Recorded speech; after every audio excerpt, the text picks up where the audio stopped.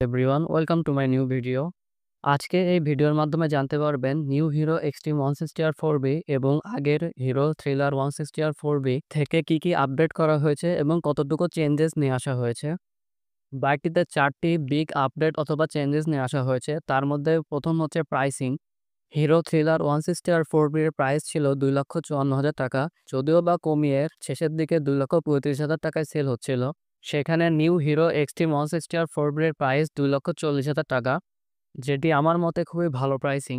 Second যে চেঞ্জটা লক্ষ্য করবেন হিরো এক্সট্রিম 160R4B-তে, এবার একটি সিঙ্গেল লং সিট ইউজ করা হয়েছে, যেটি ফ্যামিলি পারপাসে বেশি কমফোর্টেবল এবং সিটের উপরে 160R এর ব্র্যান্ডিং করা হয়েছে।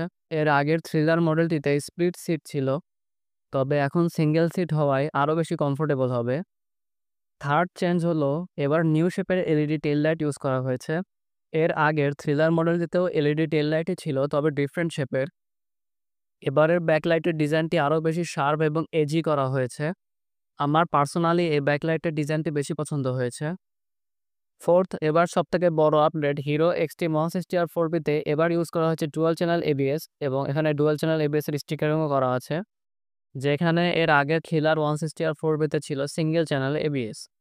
এই আপডেটের কারণে হিরো এক্সট্রিম 160R4B-তে সেফটি আরও বেশি ইনহ্যান্স হয়েছে। এবারের হিরো এক্সট্রিম 160R4B-তে নিউ কেবলার ব্রাউন কালার অ্যাড করা হয়েছে।